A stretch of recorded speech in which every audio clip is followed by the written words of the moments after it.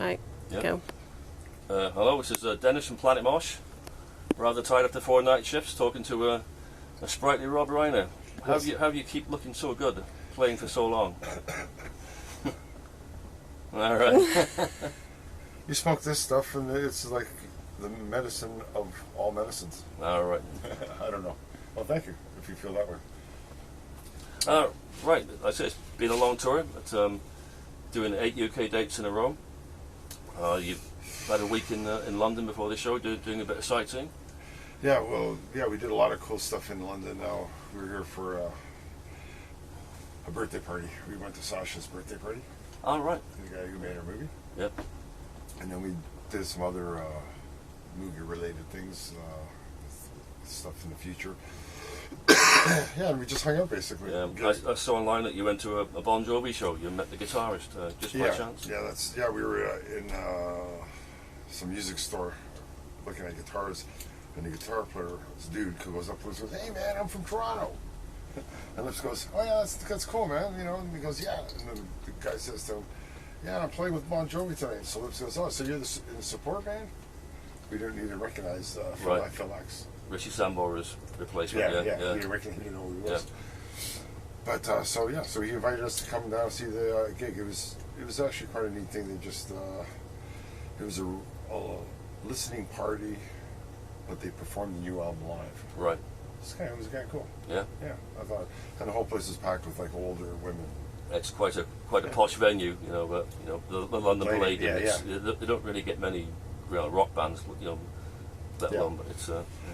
Yeah, so I enjoyed that. And then we went to the Royal Albert Hall, so I finally got to go in there and see that place. It was kind of surreal because I've always seen it through DVDs and movies. And we saw some crazy comedian there, Al Murray. Remember that guy? Yeah. Al Murray, Al Murray. Yeah, the one, the pub landlord. Pub landlord, right? That guy. So that's what we were doing there. Don't ask me why we got there, but we were there. So yeah, we just hanging out. So it must be nice to do some, you know, have more than one day in one city to do a bit of. It was awesome. I had a great time. It was a really good way to get started up on this. You know, I caught a cold the second I got here. It's amazing. I was healthy as healthy. Come over here 2 days later. Oh, what's going on? But you know, anyways. That's it. That's the English weather for you. Yeah. But the last first two shows, Huddersfield and London, were awesome, absolutely awesome gigs. So the UK parties got off to a good start. I was saying to Dalila before that I've never seen anybody play a gig in Huddersfield. You never see any Huddersfield venues in the music magazines. So you play there. Well, there is a venue there. We played it. Yeah. We were there.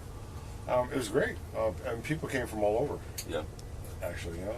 I suppose that's where the venues that not many people play, and that's where you get the hardcore fans. It was awesome. It was really good. The UK love is good. Yeah. As regards the Bon Jovi show, did you get to meet John or not? No, because he was not there. The whole band was there. He was not part of the hangout process. Oh, right, yeah. You know, he did his thing. He had his own area. Right. Well, he probably left the venue. Who knows? He wasn't around. Right. But we know Tico and Dave, I think the keyboard player. Dave Byron. Yeah. Right. Yeah, we know those guys. Yeah, we know those. We know them all, really. Yeah. Obviously, you played that Japan festival in 84, 85. So. Yeah, and we got to be friends. And then years later, we met up with him again somewhere. Yeah. We know John too, but he just wasn't hanging out with nobody. Yeah. They had an article in you have a magazine here called Classic Rock Magazine. Yeah. About guitarists, you know, replacing guitarists, and they were saying that he's far too technical for the Bon Jovi, you know, compared to Richie Sambora, you know. I would probably say it's true. Yeah. You know what I mean? He seemed like he was a really versed, good guitar player, and it doesn't look like he was just having fun and being happy to be doing what he's doing, but it's not really probably where he'd like to be. Yeah, he said, like, you know, certain songs he has to play the same solo, you know, right. Yeah, Wanted Dead or Alive, but right. Supposed to be like Stairway to Heaven, going, you know, you can't play another guitar solo. Of course not, no. Of course not. I see that you had a bit of a reunion a while ago with Dave Allison and Ian Dixon. How did that come about? Well, that was the first time in 7, I forget how many years, where all the 4 original boys were hanging out at the same time. Yep. Just hanging out. It was great. How did that come about? Dave got on the internet recently. That's right. Yeah. He discovered smartphones and he's discovered all this stuff. Yeah. So he got on to Facebook, and so we kind of all. He's been following a lot of the Anvil stuff, and then next thing you know, he wanted to come and see the band. Wanted to come. So they came to a show as well. Yeah. Right, So in that process, we phoned up Ian and told him, "Hey man, what are you around? Right. You know, why don't you come out and hang out with us? Because Dave's coming to hang out." So that's how we all got together. We didn't jam on stage. No. They came on stage and sang metal like that kind of thing. Right. Good. It was a good time. Are they still playing, or have they left the music business? Oh, they left the music business. Dave's been out of the business since back back in those days. 83, 84. Yeah, he's been out of it since then. And Ian, he plays weekends in some band. He's like a hobby. Right. Yeah. That's about all I know. Really. We were talking about doing this 1, 2, 3 tour where we would have the original guys and we would do all these stuff from the first 3 albums, and it's a good idea to do. For the fan, because then we play like 5 songs from each album, kind of. So it'll be a really cool set. But we still might do it. Yeah, the original guys, I don't know. I don't know if Dave is ever going to be up to it as a musician. Speed. Yeah. Well, maybe his soul and his brain would goes, yeah, I'd love it. I don't know if he's got it. Yeah. Well, obviously, when he's not in game shape. He's not in game shape. Yeah. You and Lips playing for so long, it's a lot tighter. It's there. It's locked in, isn't it? Yeah, we're in game shape. Yeah. We're in game shape. Right, I was looking at my Anvil albums today. Looking at the last live album you made was in 1994. Past and present. Have you ever sort of thought about releasing a live album since then? Have we ever thought of it? We've thought of it. Think of it all the time. It's the only time now it would have to be just record the right opportunity. Yeah. Like let's say a really like a bang your head festival. You get to record the whole set really professionally.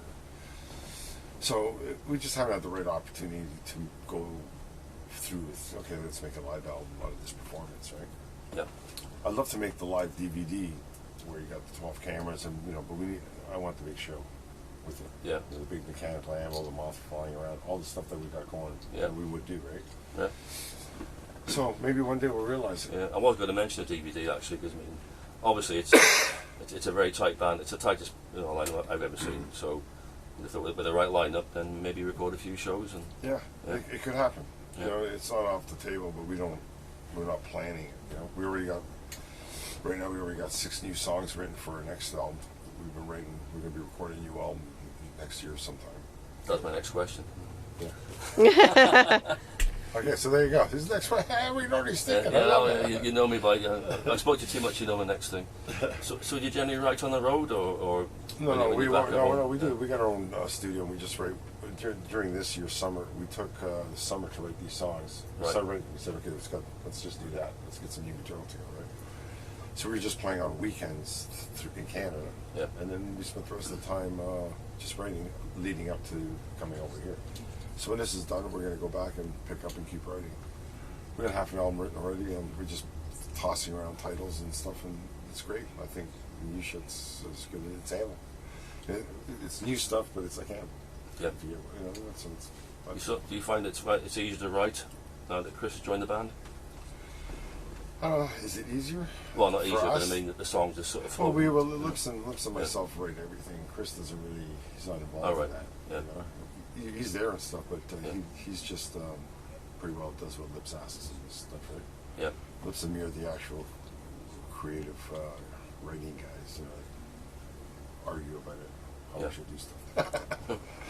Not really, but we're the idea guys. That's basically. Have you got a working title for the album, or is that not something you can tell me? Well, there's many. There's many. They want to laugh. I have to share something. I'll just do this because I just play it and just everybody.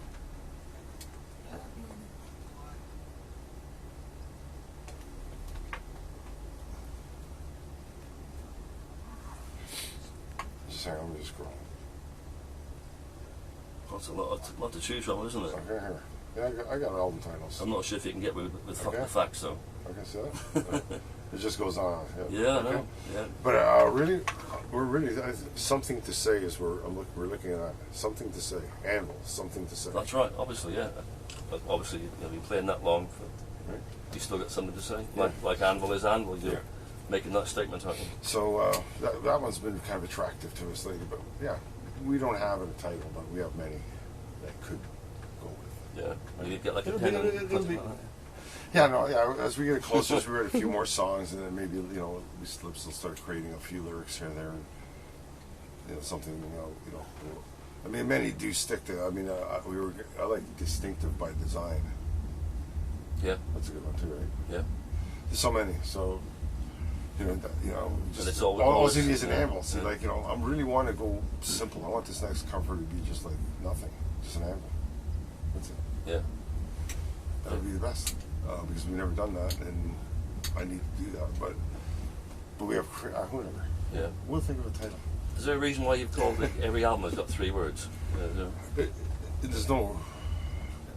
It started out innocently, Yeah, like hard and heavy, metal, yeah, and then Fortune Fire, and I think around that then we started saying, you know what, we're doing this like kind of alliteration thing, right?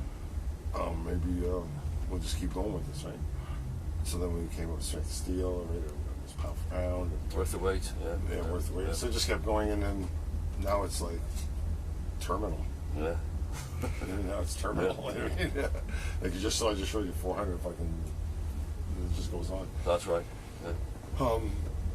There's no real reason. No, it's it's become our thing, isn't yeah, it? it just flows better. I suppose 3 words. Yeah. And it's become our thing. It's just like Yeah. every cover has this anvil on it. Yeah. Whatever it's doing, it's just an anvil somewhere, right? So it's just became what we are. What you see is what you get. Yeah, and Yeah. if we were to take that away, people go, "What the fuck? You're running out of ideas," or Yeah. even if it's the most basic. Oh, you couldn't think of anything.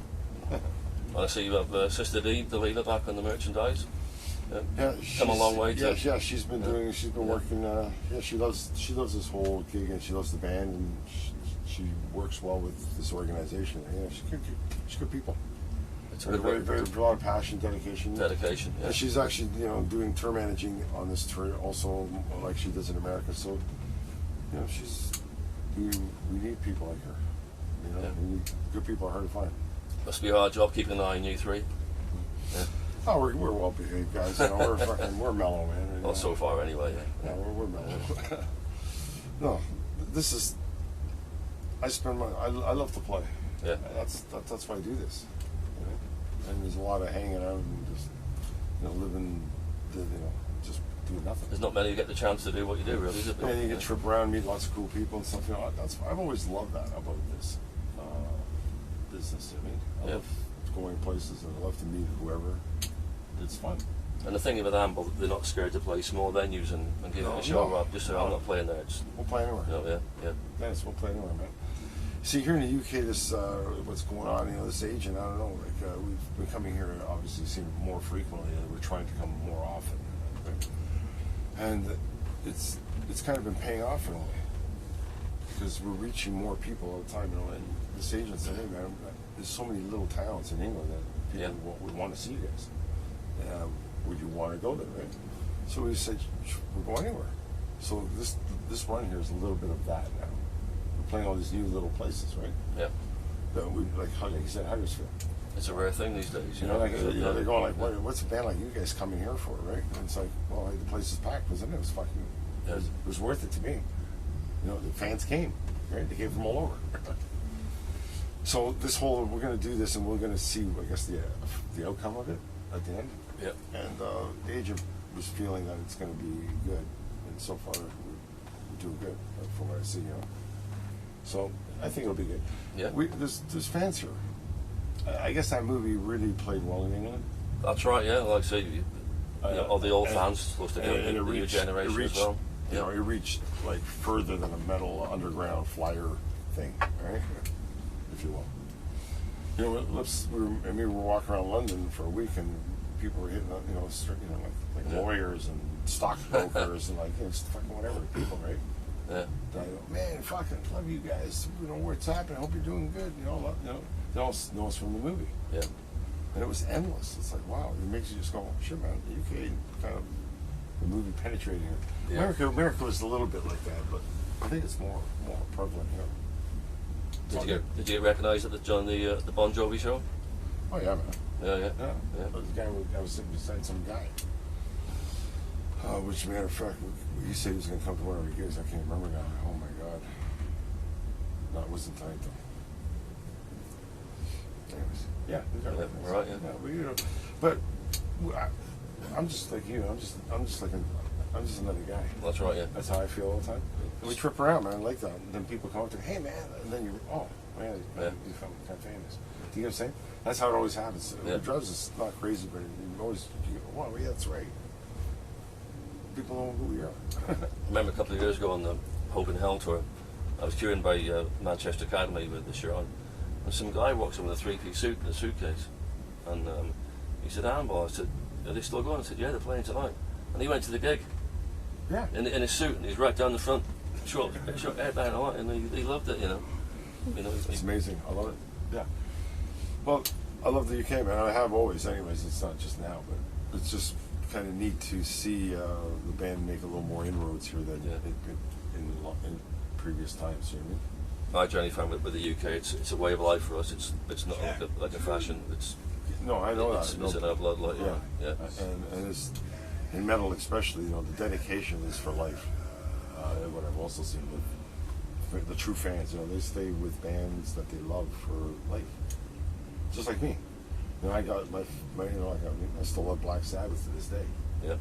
And I grew up in, you know, I still love the Cream. You know, there's certain bands I'll love forever, even if they don't exist.